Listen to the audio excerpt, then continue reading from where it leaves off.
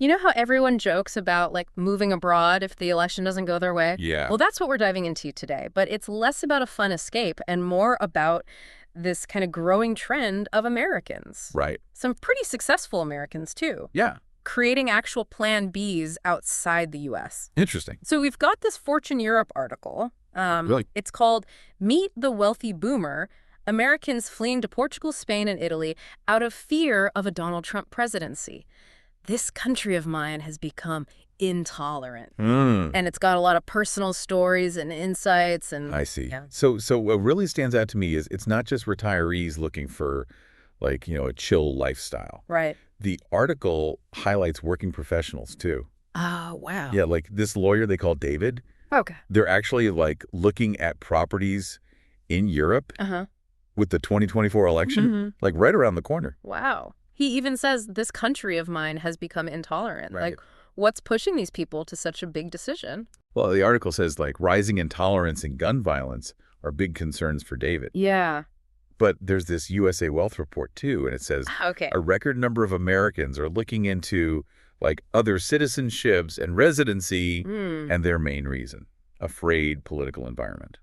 So it's not just about who wins in 24. No. It's like deeper than that, right? Sneakily. Like people are feeling uneasy about where the country is going and all the polarization. Yeah, it's like some Americans are seriously worried about the U.S., like if it'll even be stable in the future. Yeah. It's a big deal. And the article goes into some of their stories. Right. Like there's a guy, Steven, from New York, who's moving to Lisbon. Okay. He mentions the political climate, obviously, but Yeah. he also wants a life that's less stressful, less crazy is how he puts That's it. crazy. Yeah.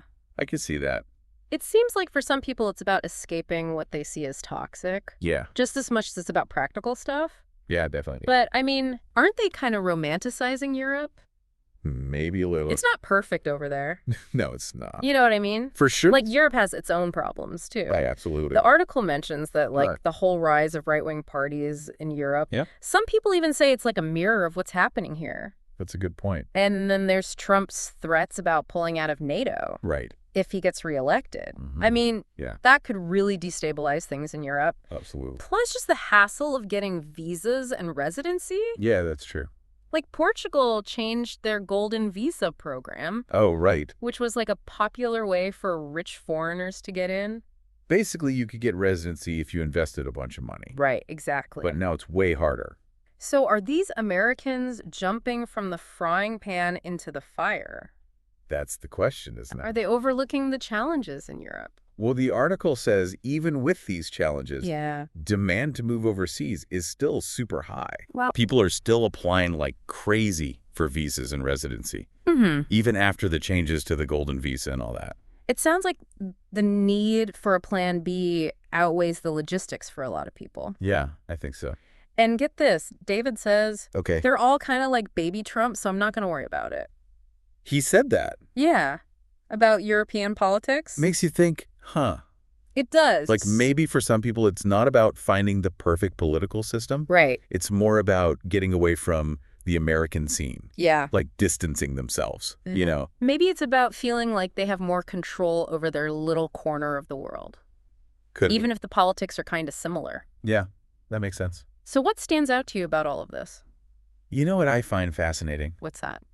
This trend isn't just about Trump or any one party. Yeah. It shows a much deeper anxiety, Uh-huh. a real disillusionment with America, like where it's at right now, with society and politics. Yeah. And that anxiety, Yeah. it's making people crave option. Options. Yeah, like control Control. in a world that feels like it's going off the rails. It's not about running from one election. It's Yeah. about wanting stability, Absolutely. belonging Yes. in a world that feels so unpredictable. You got it.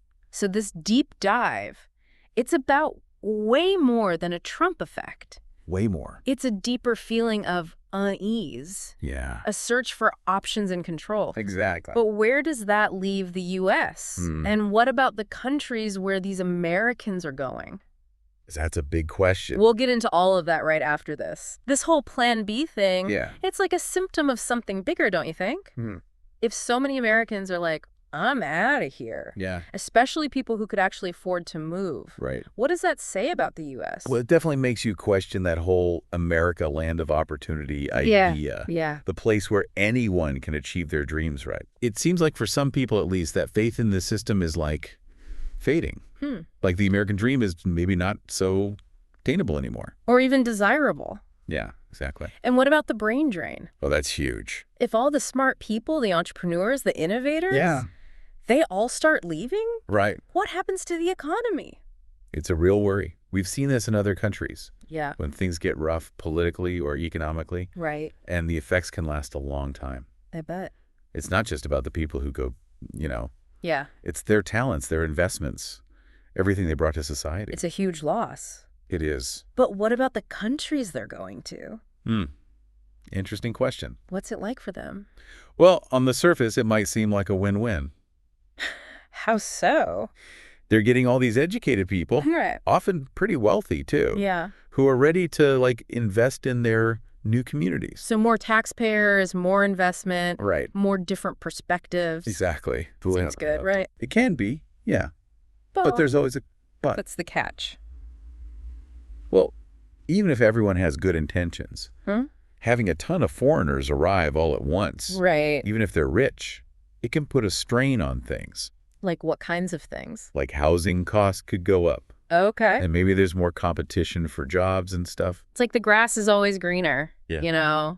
Exactly. Maybe these Americans are only seeing the good parts. Yeah, and ignoring the potential downsides. Focusing on the positives. Absolutely. But each country has its own issues, right? Oh, for sure. Politically, socially. Yeah, it's all different. And this wave of Americans coming in, Right. especially if they're leaving because of strong political beliefs, Yeah. it could make things worse. Absolutely. Like if there are already divisions, It could make them deeper. or even create new ones. It's definitely possible. It's like adding a new ingredient to a recipe. I like that analogy. You never know how it'll turn out. You have no idea what the final dish will taste like. Right. It really shows how important it is for everyone to understand each other. Yeah. For these Americans to be mindful of how they affect their new communities. Right. And for those communities to be welcoming. Yeah. To find ways to make it work for everybody. And the article mentions this kind of ironic thing. What's that? These Americans are running from polarization in the U.S., Right. but they might find the same thing in Europe. It's true. Europe has its own brand of populism. Yeah, right-wing populism is everywhere these days. It's a global thing. And remember what David said. About the baby Trumps. Yeah.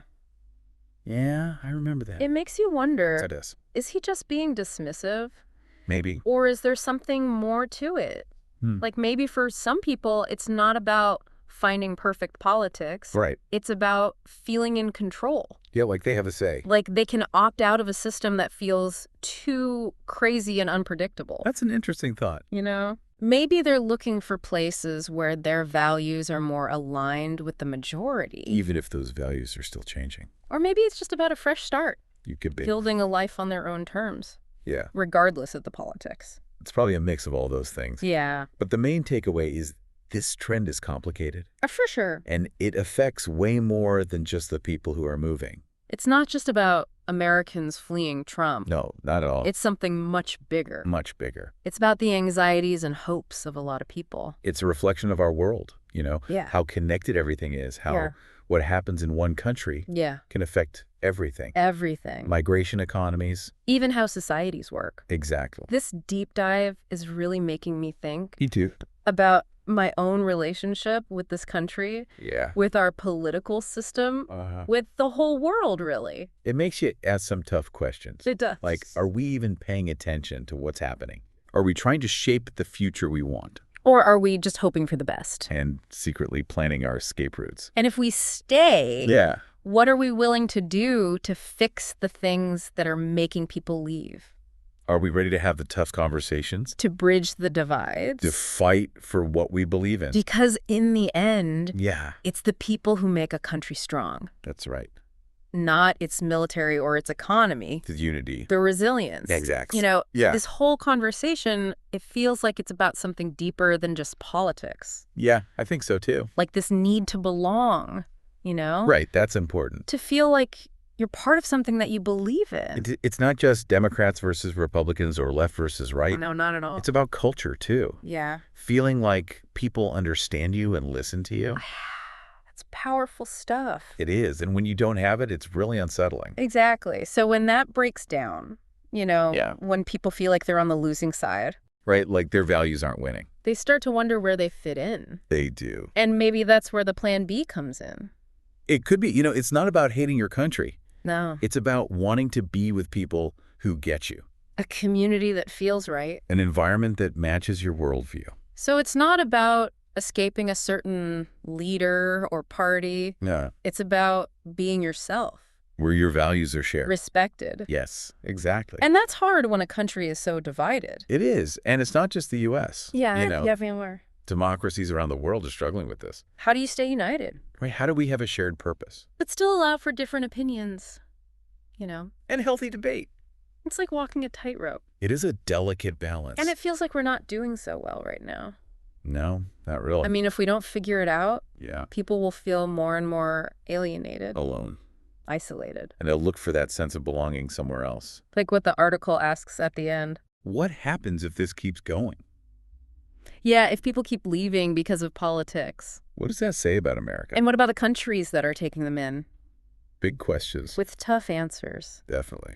But it makes us face some hard truths, It does. about ourselves, about our societies. About the world we live in. How connected everything is. And how divided. Yeah. It's both at the same time. It reminds us that we can't just assume our democracies will always be there. Or that we'll always belong. We have to work at it, We do. Talk to each other respectfully. Build societies where everyone feels like they matter. That they have a voice. A place. So as you go about your day, think about this deep dive.